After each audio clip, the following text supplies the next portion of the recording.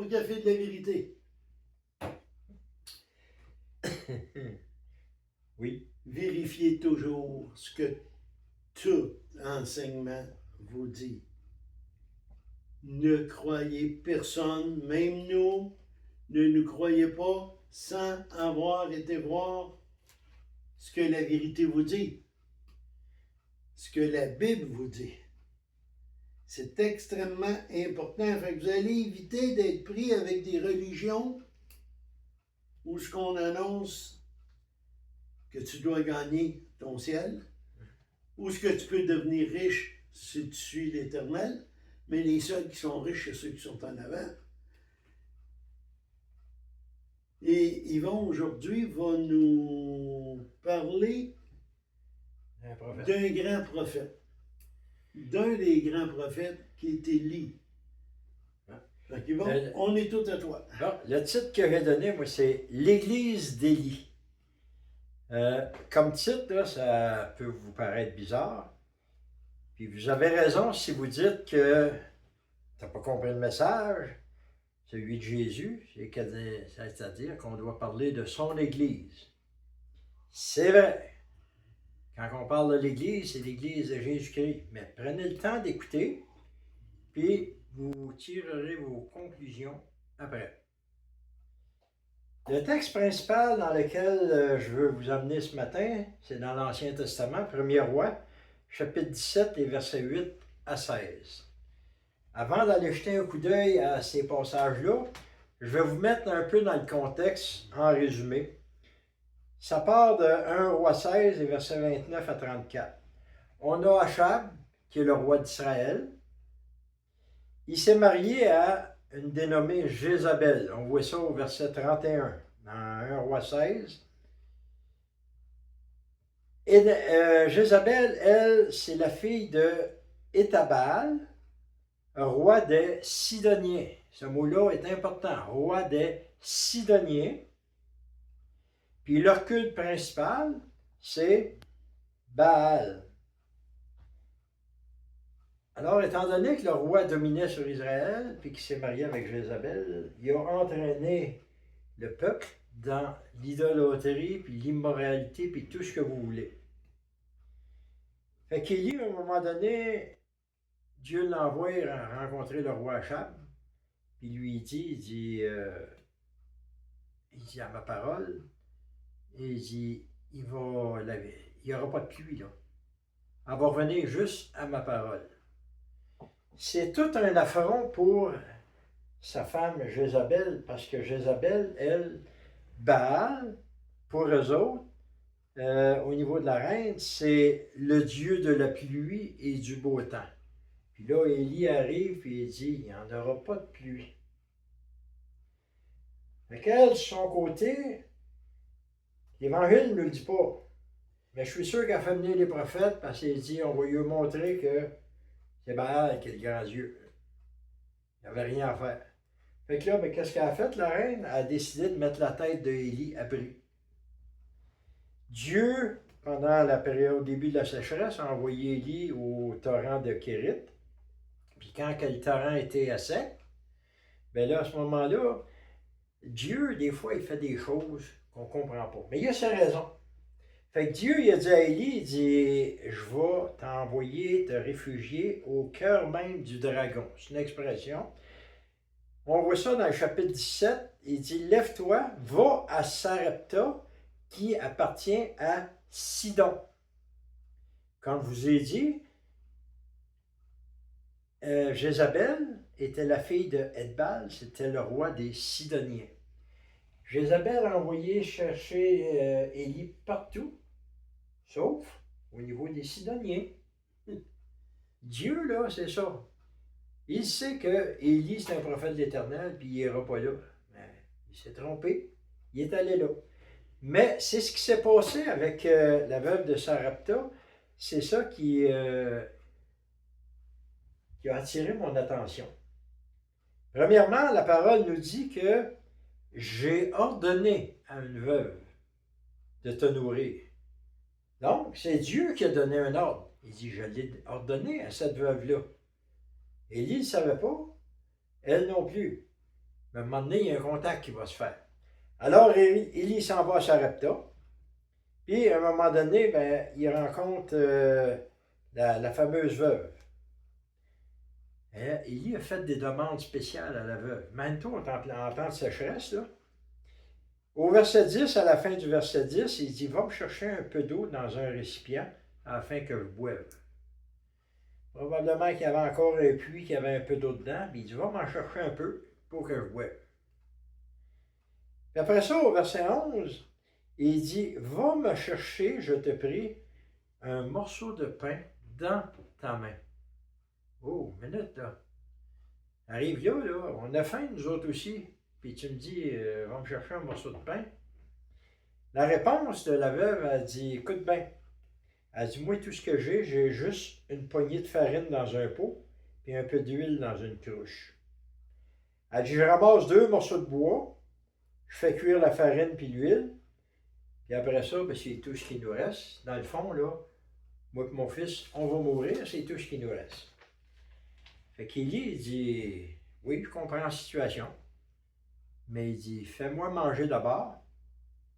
Puis, dans le fond, ce qu'il a dit, il dit, tu le vois que je prophète de l'Éternel? Mais il dit, Dieu va faire l'impossible. Parce qu'il dit, après ça, toi, puis ton fils, puis moi, on va vivre avec les provisions de Dieu. On peut voir ça entre les versets 13 et 16. Dans l'histoire, elle a fait cuire un petit gâteau, puis elle était sûre, elle, que c'était fini. Mais elle a servi selon l'ordre d'Élie, lui en premier, puis elle s'est rendue compte qu'elle regarde dans le pot, il y avait encore de la farine. Elle regarde dans la cruche, il y avait encore de l'huile. Oups!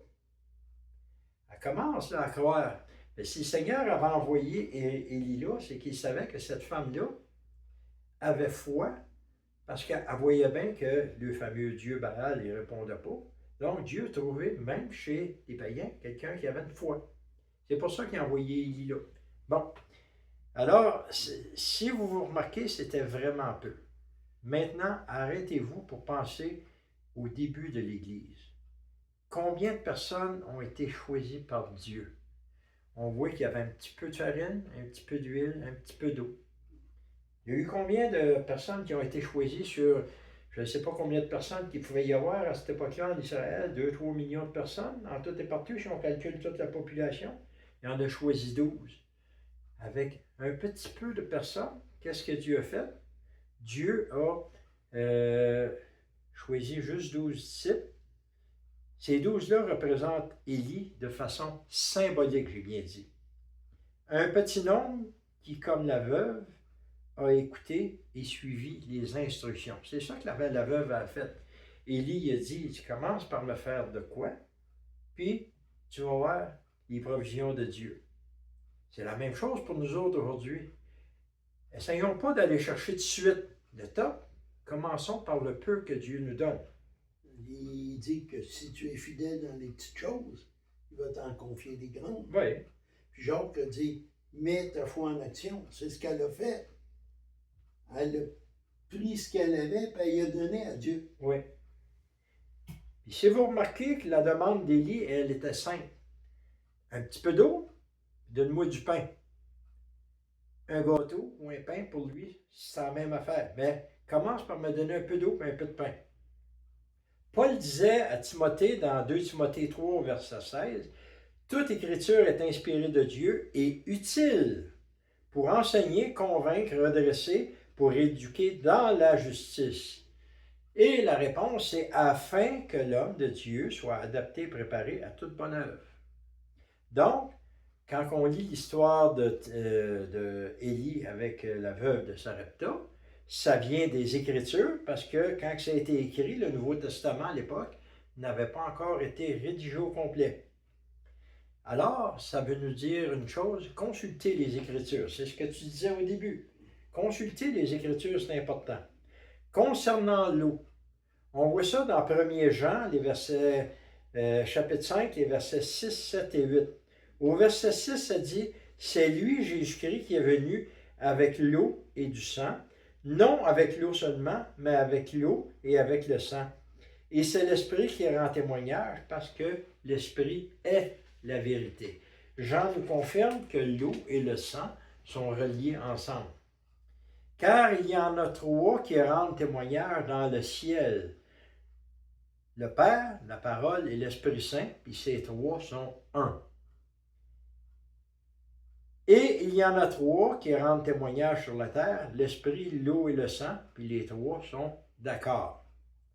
Concernant le pain, quand que Jésus a institué ce qu'on appelle la Sainte Sainte, il a pris du pain et il leur a dit, « Ceci est mon corps livré pour vous. » Dans Jean 6, Jésus affirme ceci.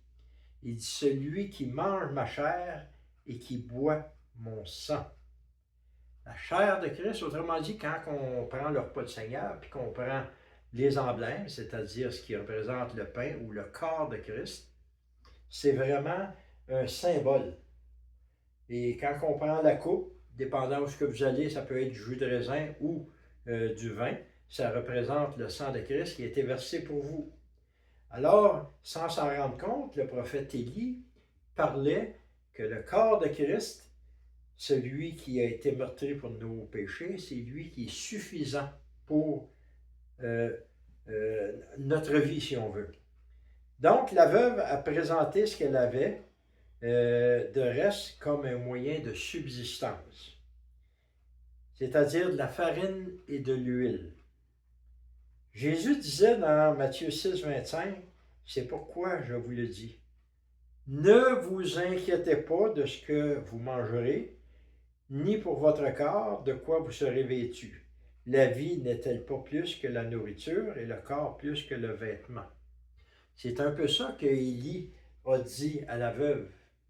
Inquiète-toi pas de ce qu'on va manger. Notre vie, elle est plus importante aux yeux de Dieu. Il ne disait pas directement de même. Mais quand je vous parlais de l'église de Élie, c'est symbolique.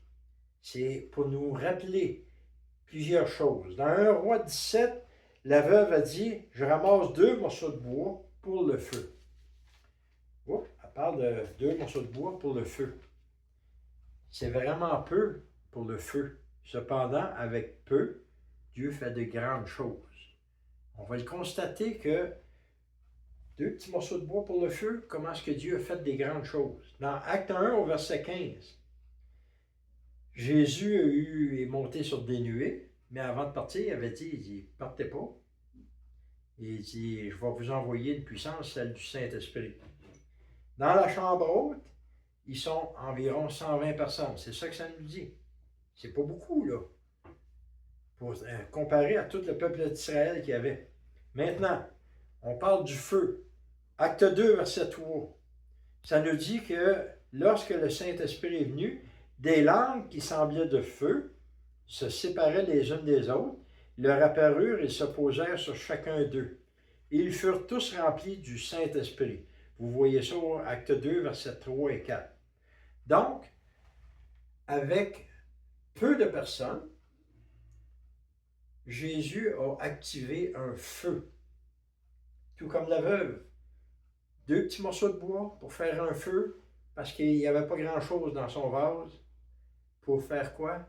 Du pain. Le pain, on l'a vu, c'est qui? C'est Jésus-Christ. La mission des disciples, c'était quoi? Ce petit nombre est devenu tout feu, tout flamme pour accomplir l'œuvre de Dieu. Dans le texte de 1 Roi 17, nous avons l'homme, c'est-à-dire le prophète Élie, la femme, qui est la veuve, et son fils. Les 3 personnages principaux qu'on voit.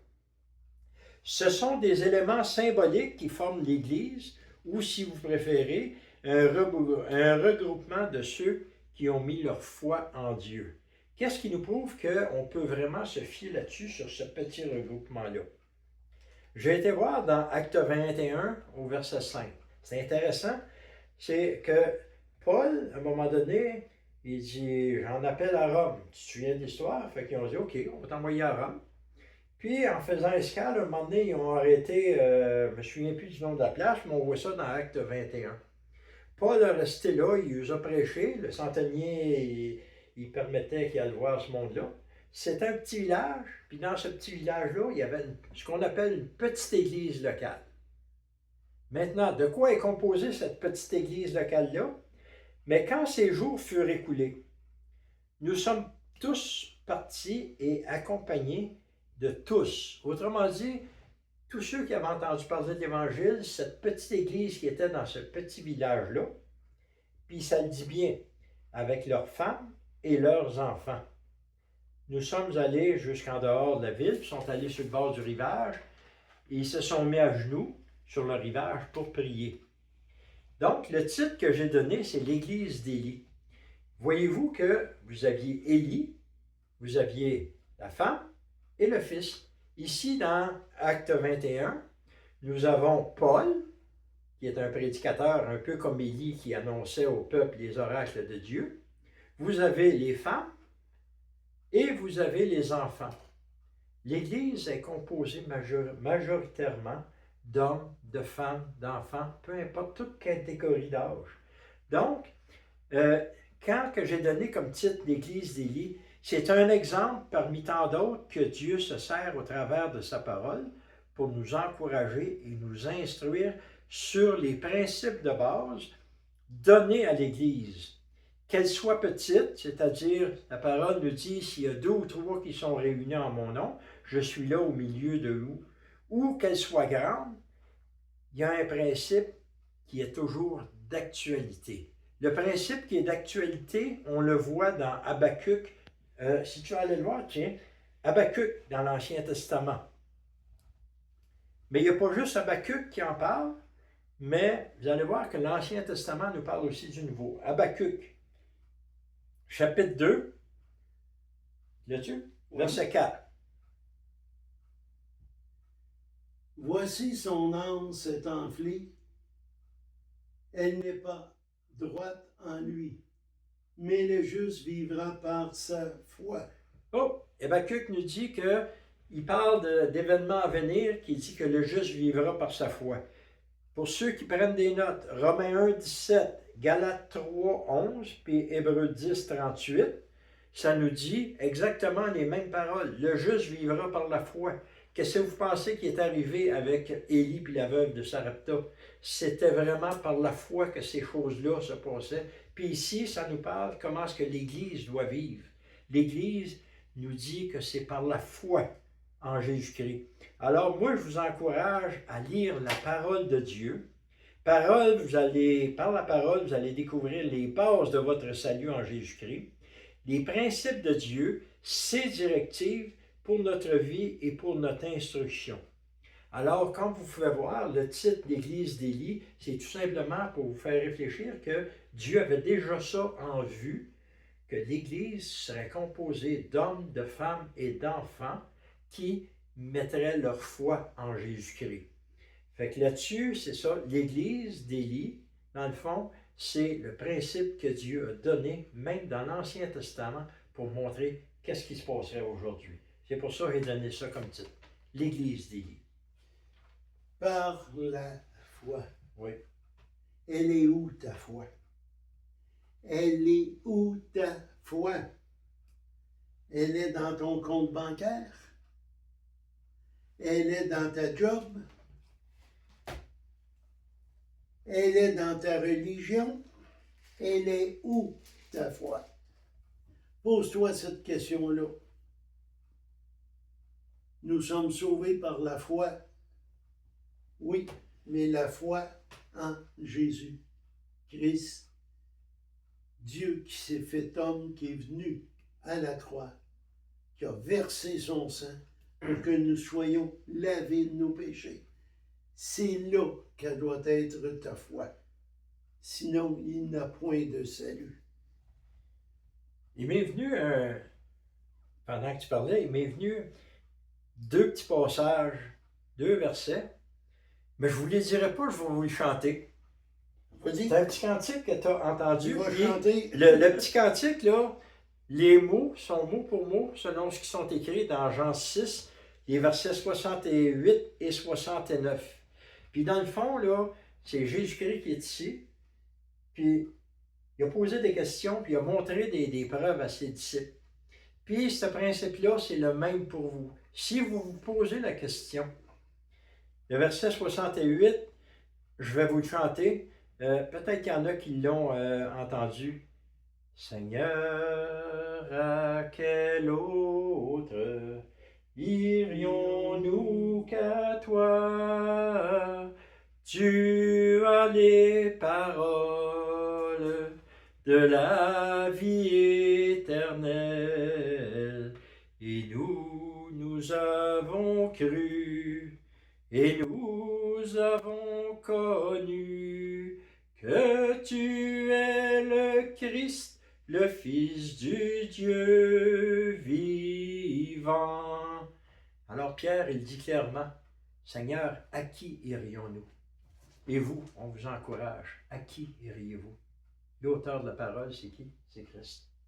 Allez à Jésus maintenant. Là-dessus, Demandez pardon au Père.